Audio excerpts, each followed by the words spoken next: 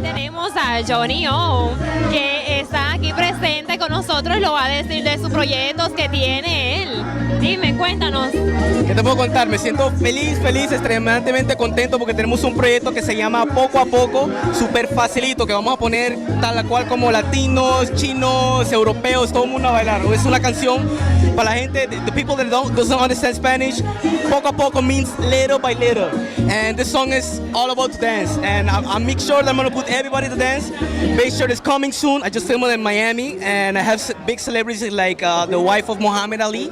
And espero que le gusten muy pronto. Poco a poco viene en camino. So stay tuned. Hey, poco a poco.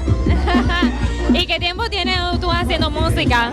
Yo tengo desde los 8 años, estoy experimentando. Toco más de 10 instrumentos, compongo, hablo 4 idiomas, hago mis videos, mis fotos y gracias a Dios esta vez tengo mi equipo de producción que unía a Rock Nations con Florida Film House en Miami y estamos haciendo un producto. So, vamos a ver qué falta, ¿no? ¿Y de dónde eres? Yo soy de Aruba, Curazao, Bonaire, una isla bien pequeña de las Antillas holandesas. Wow, mucho talento, hispano, latino, así mismo. Dime, ahora yo quiero que nos mande un mensaje a nuestros peruanos que lo están viendo de Quinto Suyo TV. ¡Claro! ¿Cómo Quinto Suyo TV? Quinto Suyo TV. Oiga mi gente, Quinto Suyo TV, aquí les mando un cariño y fuerte abrazo de Johnny O, tu caballero, y espérense poco a poco en la casa. Hey, don't rush, poco a poco, Perú, Johnny O.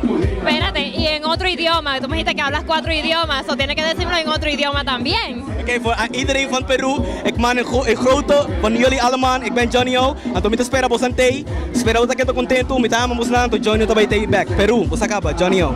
Bueno, espero que había dicho lo mismo porque no lo entendí ni papa. Bueno, seguimos en Quinto Suyo TV.